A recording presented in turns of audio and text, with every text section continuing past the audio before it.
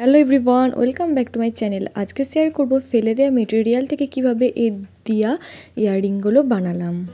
এবার থেকে শাড়ির ক্যাটালগগুলোকে আর ফেলবেন না, দেখে নিন এটা থেকে কি সুন্দর একটা ইয়াররিং তৈরি করি।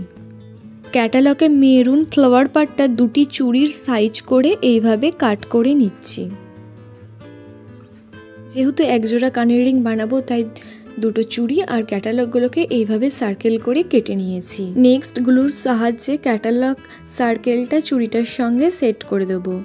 আর একটাও সেম প্রসেসে করেছি। সার্কেল দুটো চুড়ির সঙ্গে ভালোভাবে সেট হয়ে গেলে কানের দুটো পিন নিয়ে চুড়িগুলোর সঙ্গে অ্যাটাচ করে দেবো। দেখতেই পেলেন কি সুন্দর একজোড়া ইয়াররিং তৈরি হয়ে গেল।